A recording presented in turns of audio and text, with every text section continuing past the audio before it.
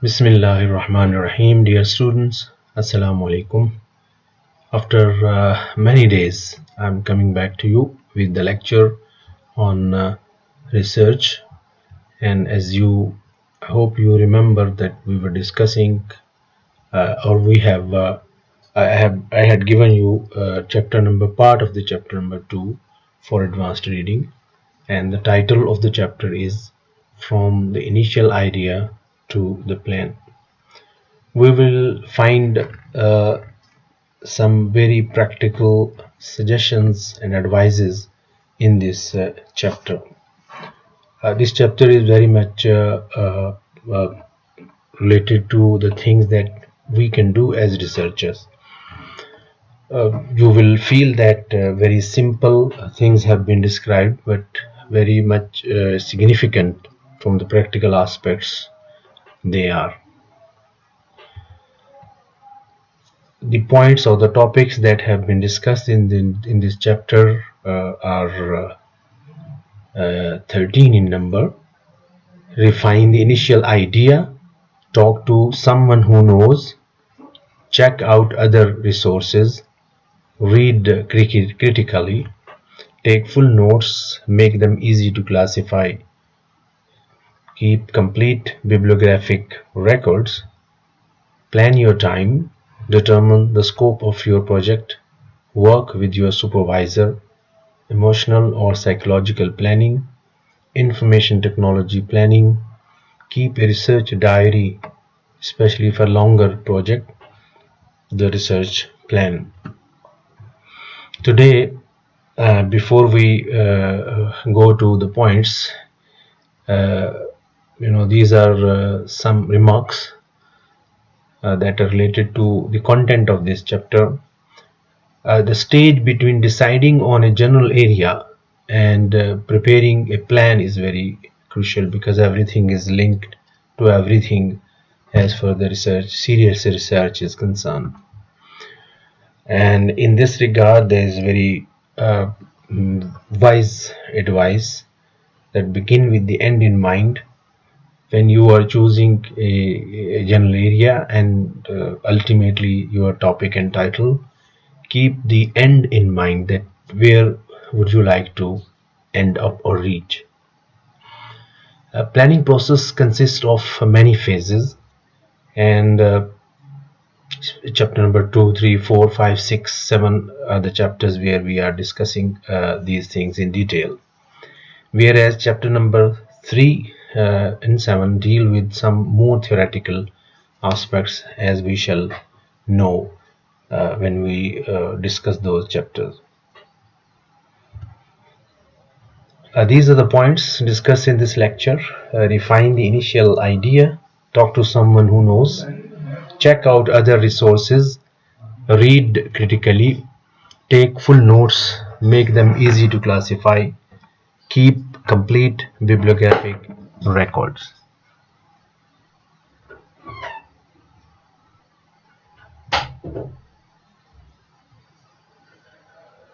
So let us start. Refine the initial idea. Here, the basic considerations are that the general idea to research topic, and hence the title. When you are selecting or choosing a general area for your research, your interest should be genuine and subjective. I mean, this should be the call of your heart. You should have very passionate relationship with the area that you are working in, or the topic that you want to do your research. Another important consideration while you are selecting a general area and your topic, that you should also calculate available time for you as a researcher. This is very individual thing, and you have to take care of your personal, social, and other commitments when you are selecting the topic. Another consideration which is very, very important yet again is the resources that you have. All kinds of resources. One of the resources has been mentioned as the time, available for you as a researcher. Others are money and the social commitments, and also very important aspect of the resources is the material for your research. Suppose you select a very good general area and also reach to a very good topic, but then end of the day you find that the material is not available for the topic that you want to do your research. So you have to check all these things before you select your topic finally. You must ask the questions while you are selecting the general area, and your topic is how could you divide your topic into parts, and what are the relations between these parts.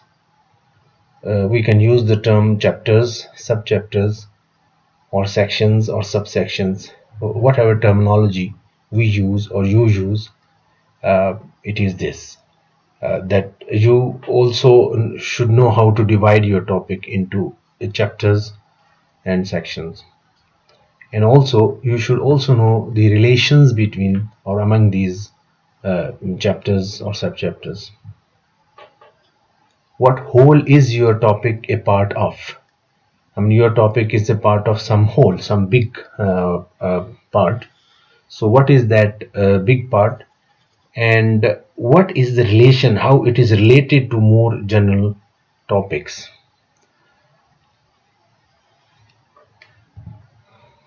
Another question is, what is the history of your topic? History means research history about your topic. What larger history is it part of? The specific history to your topic, or the larger history where you can find out the relationship? What are the categories of your topic and categories of its main concepts? What kind of variation does your topic show? I mean, how much variables are there? These are the philosophical and logical questions that you have to ask yourself while deciding your topic or title. How are different instances of it similar and different, and are some parts of it more valuable than other parts? Now, after going through all these basic questions, we can move on to a suggestive way for selecting a topic that have been discussed in this book by the authors. But this is not the only way for the final selection of your topic and title, but this is one of the good ways for finalizing your topic. So steps for defining the main aim of the topic is: step number 1, name your general topic. For example, you can say that I'm working on translation history. You can say I'm working on translation interpretation. You can say I'm working on translation technology. You can say I'm working on translation training. You can say, we have at least 12 major areas of translation studies. So you can start with this. Step 2, suggest a question. Here in this example, we find that I'm working on translation history because I want to find out who translated the Grimm's fairy tale into English and how they did so. Grimm's fairy tales are famous German fairy tales written in 1200, I think, 1812, and then they were translated from German into English. Basically, in the beginning, there were 80 stories, and then the authors included more stories, and the number reached to more than 200 stories. Anyways, because I want to find out who translated the Grimm's fairy tales into English and how they did so. So your first step is, I'm working on translation history, and then you suggest a question about, because you don't know something, so you want to know something, so you suggest something here, a question, because I want to.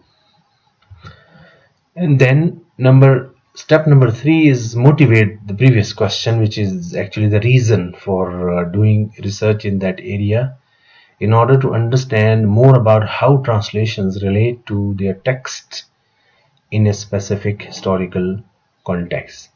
So this is very practical exercise, and you can do it with your own chosen general area for translation studies research, and you can test that how the logical relationship between your general area and your topic is, and also the you can create your awareness about your topic. uh, what these steps say. Step number 1 says, what are you interested in? So you are interested in history of translation here in this example. Step 2 says, what you do not know about it, of course, because I want to know how they were translated. And step number 3 gives you the rational reason for your research, because as we have seen here, in order to understand more about how translations relate to their texts in a specific historical context. So after doing this exercise, a mental exercise, you will find that the link between 2 and 3 must be well established. Check the logic of rationale by working backwards. For example, you start with the step number 3 and come back to step number 2. Understand what or why, whether, who, by whom, when, etc. That is step number 3. To find out why, what, how, by whom, when, etc. So you will find that the sequencing is very much logical, and you are on right path as for the selection of your title. We have another step, which is step number 4, because the step number 3 we almost conclude our topic or title, but step number 4 reinforce what we have done in till step number 3. What links a question that interests you to things that interest others, and others are readers and the scholarly community. So this relates your question to a problem that is significant to others. Of course, research is done for basically, of course, discovering realities, and of course these realities are to be presented to others. So what kind of interest this my research shall generate among the readers, general readers, and the research community, other researchers in my field. So steps for this step number 4, in fact, what I want to do is show you, mean others, readers and scholars, why, what, how, who, by whom, step 2, in order to explain to you why, how, step number 3. So you can also check your selection of your topic and title in this way. The second point in this chapter is talk to someone who knows. Of course, after selecting your topic, even before that, I think you should talk to someone who knows, someone with experience in the area. Teachers at TS department, we have alhamdulillah a lot of teachers in the department, so you can talk to anyone with whom you are comfortable, you have good communication, so you can consult that teacher. I personally advise the students to talk to more than one teacher in the initial stages. Talk to at least 2 teachers when you are selecting your topic, and then of course when you have selected your topic, then confine yourself with one of the teachers. And in our department, we have introduced a system of appointing a guide for the preparation of synopsis. So in this case, you would only work with one teacher for at least preparing your synopsis in its final shape. You can also talk to the researchers within your department, faculty, university, whom you think they have knowledge in that particular area. You can also take names from the journals and books, and then you can contact with these people through emails. For this purpose, contacting with the people through emails, you should take note of these two things: that sometimes you send an email to someone and that person is very much busy, and he or she will take some time to respond to you. So don't be frustrated. You have to wait for this purpose, for this for his or her response. You should also know the email etiquette. You should also know the way how to address someone respectfully. What are the cultural norms dominant in that particular society, and also the language style should be very much clear. In the research community, people usually do not like the emotional language styles. They would like to respond to the questions which are very precise and serious questions to the point. After that, check out other resources as well: librarians and library staff, translation studies journal, and the general translation studies journal for updating yourself is these are the names you can see here: Across Language and Cultures, Language International, Meta, Target, The Translator. In this regard, last 5 years issues are good, because the question here is that you should be uh, you know should be very much updated about the research, and the research always keep changing. So last 5 years is a standard time for finding out the relevant material to your selected topic or selected area. I have given URLs as well for these journals, so you can go there, search these. Mostly these the older editions of these journals are available online.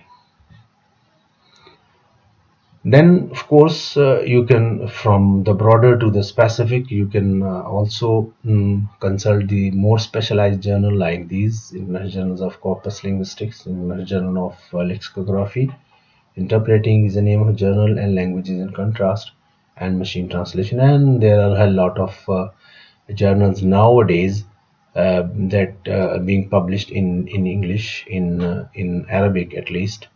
I do not personally know whether we have a journal in Urdu. National Translation Association, in the established countries or the established associations, they have their own journals or newsletters. They are good source.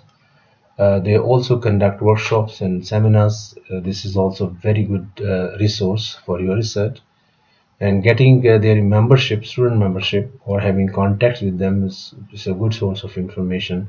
And then you have facility of accessing to the professional translators there. Databases, discussion group, websites. So for that, see this link given here, and here you will find also information related to these things. Okay, after going through all these resources, you can move to the next step, which is read critically, because you know the material related to your research. So now you start reading critically. Mm, there are many kinds of reading, see, and according to the objective. So basically, reading is processing information, but sometimes we just skim some written material.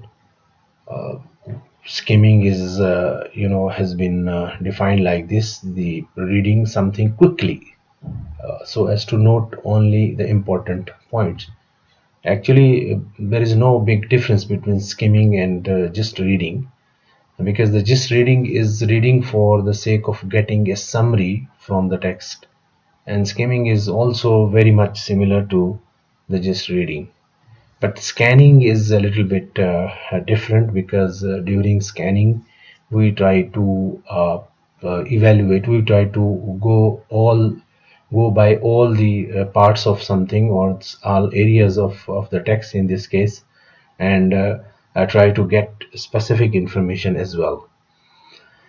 uh, Another kind of reading is we read recipe repeatedly, because we are supposed to prepare a dish in the kitchen, and for that we consult that recipe time and again to make sure that we are following all the given instructions in this recipe. So there are different purposes of reading. These purposes should be kept in mind. Researchers, they do not read each and everything critically or intensively. They read material for different purposes, according to, of course, their need or the level of analysis. We may also sample a history kind of reading again to ascertain if it contains relevant information for our purpose quickly. We may read a text in the field intensively in order to understand the various layers of meaning encoded in it. Of course, this type of reading usually happens when we do our research in a translated text, or we also do annotated translation, or we are doing some comparative study of the product or the process, and so on and so forth. As I said earlier, researchers will use all these techniques, but the only thing is that the researcher should keep in mind the purpose or the objective for which he or she is reading a text. Take full notes and make them easy to classify. This is the next step, and very, very important suggestion or advice here, actually. Uh, that you should make notes of everything you read, and for that, there are different modes. You can use cards, you can use pads or notebooks, or you can also use computer files. Nowadays every student has an Android or iPhone in his or her hand, so that can also be used, and now people have also developed good apps for this purpose. So you can use whatever mean or mode you use for this purpose. The important thing is that you should always take note of what you are reading for your research. The second point is that your note should be easily accessible. You should have some kind of classification in your mind when you are taking all these notes. And another good suggestion here, that the mind maps as note-taking methods. Buzan is the founder, is the person who actually invented the technique of mind mapping, which is used in research, in education, in teaching, in planning, in almost all human endeavors. You can go to Google and try to find out mind mapping, and you will see a lot of models there for mind mapping. Very interesting, at least for some of the people. When notes should be taken. This is very important point. You see, after you have read the article, essay, or chapter, after finishing that, then you should take the note. Make notes in your own words. Ensure that you have thoroughly understood each and everything, and avoiding plagiarism. The purpose of making notes in your own words is to avoid being accused of plagiarism. Main argument should be noted, and this also very important. Always distinguish between ideas that come from the sources, from the material, from the book and article, and ideas that are reactions to the sources, your reactions as reader and researcher. So always uh, keep these things distinguished, that I'm taking this idea or this information from some source, and then what is my thinking. Usually what happens when we read something, we also have our own ideas at the same moment, and they flash in our mind. So the suggestion here is that you as a researcher should note your ideas as well, but separately, and you can also mention that this is your idea. Give plenty of space to your own written reactions. For example, in one page, if you are taking some, let's say, 3 lines from some book or article, you note it down the way as it has been suggested earlier, and then you have your own ideas about that idea, so you can give some space and write down your ideas with, of course, this indication that this is your idea. Remarks on the notes from the source, it is, are you convinced, you agree, you do, maybe you say I don't agree, so you can also write all these things there. Classification in each and everything as far the research work is concerned is very, very important. So classify and organize your notes. You can give colors to different chapters, sub-chapters. So you can give codes, or you can specify numbers that and you can also use digits for classifying your notes. For example, if you say the chapter number 1.1 is chapter number 1 is section number 1, and 1.4 is chapter number 1 section number 4.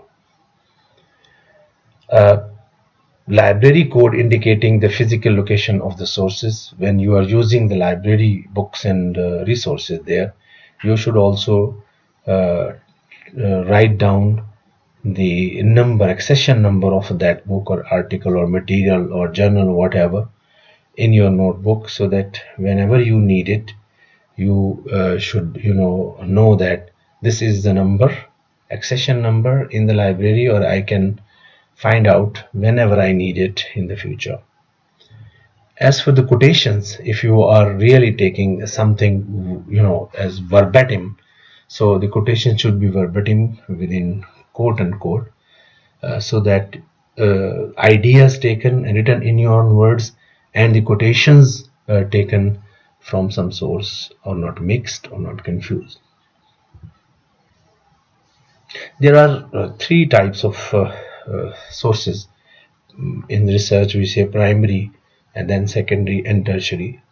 The primary sources are the materials or data or the corpus or your empirical evidence. Actually, if you are doing some annotated translation, the source text is your primary source, or some related other dictionaries can be considered as your primary source. The secondary sources are the books and articles that other researchers have written about your topic or a similar topic to your topic.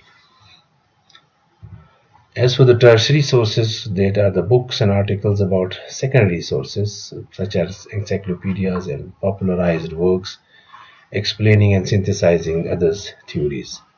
So the point here is that the researchers, they use all these 3 kind of sources, but they should know the difference between these 3 kind of sources, and also they should know where the primary sources are essential and where secondary sources can be used, and where the tertiary sources can be quoted or cited in the research work. Classification of notes according to themes and topics, of course. Several separate pages, cards, each for different topic. This is very, a very practical and important suggestion here. If you have loose papers and you have cards, for example, so you can just write down and give the number or code to each card, and then in the end you can also rearrange them whenever it is needed. But if if you use a notebook or pad, of course the pages there are in one binding and they are already arranged, so you will find it very difficult to rearrange them. And usually in research, When you use this card technique or this technique, note taking, usually you need to rearrange your cards. So I think perhaps using cards is much better, or computer files is also a very good idea. So it is easier to group your notes, as I said, use and keep the record easy. Photocopying, as I think you have gone this experience, and it's common practice in our culture that people go to the library, and whenever they find something, they jump to making a photocopy. It's good, it's an easy way out solution for that, and then filing it neatly, but it's not the same as reading it. We can put it in this way that in the first instance, if you see that some chapter in a book, some article or some part in a book or written thing is very much relevant, or in a website, or in this, in the electronic form, so you can copy it, keep it in your folder, fine, but it is not same as reading it. So separate card pages save time, make arrangement easy, as I said earlier. And if you want more about the note taking, etc., and IT techniques, you can see this source mentioned here, Fabry Brain. Keep complete bibliographic records. It's again very much linked to the previous steps. It is in the first instance, it looks very boring and time taking, but actually this will make your life very easy as a researcher. Record them in the format in which they will appear in the finished product. From the very beginning, you use the citation style or referencing style which you would be using in your research thesis. This is the suggestion. We should also know that there's a difference between references and bibliography. References are works cited in an academic writing, actually cited, used. They are cited in two different places: at the point in your text where you refer to a source. Second, at the end of work in the format of a complete list of references or references only. Two purposes of references at the end: to provide the sources for the work of others, of course. Others can also get benefit from these references, and also to enable readers, researchers, critics to locate cited works. Because in the evaluation process, people want to, of course, confirm whether the citation is correct or not, quotation is correct or not. Whereas the bibliography is a list of works relevant to a particular field, not necessarily used by you. And usually this is the tradition that the researchers, they give references, mean actually used by them, and then the bibliography, the works relevant to the area where they have done the research. So a bibliography of translation studies can be a book in itself, and there are a lot of books as far as the bibliography is concerned. So you can develop your own bibliography when you do your research, and you can also append this bibliography to your thesis. Yeah, this is very important. Referencing system or referencing style, ascertain whether a particular style is required by your university or department. We last year launched our own research manual, which is being used by some of our MS students now, and I have emailed you that research manual. Go through that research manual. Most of its contents are final, but the revision, of course, is there, and we shall be talking about this researcher manual after, of course, you read it and go through it. Maybe I give you one lecture on that research manual, because that is the manual that the department wants the student to use for their thesis. But there are very other popular research, of course, systems. For example, Chicago Manual of Style and MLA Handbook, which is Modern Language Association of America.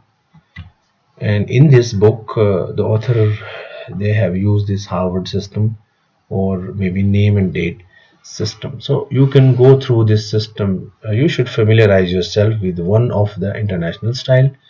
This is of course suggestion given in this book, and as I said, we have prepared our own research manual where we have given this citation system or referencing system. So you will find there, as I said, through your email. Download that and see it, go through it. We will talk about that research manual in a separate lecture. But nonetheless, you can also go through.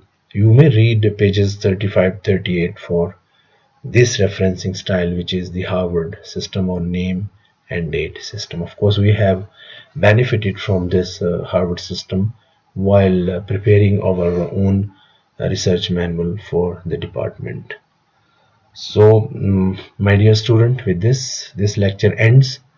Uh, Next reading is page number 38 to page 47, and we would be finishing this chapter inshallah, points 2.7 to 2.13. Before I end my lecture, remember that tomorrow at 3 o'clock I shall be online through Skype for discussing, of course, for discussing your questions or maybe other queries related to online teaching and online maybe assignments or online presentation, because we don't know when the situation will become normal where we can meet face to face. So take very good care of yourself, and inshallah see you tomorrow at 3 o'clock through Skype. Assalamu alaikum.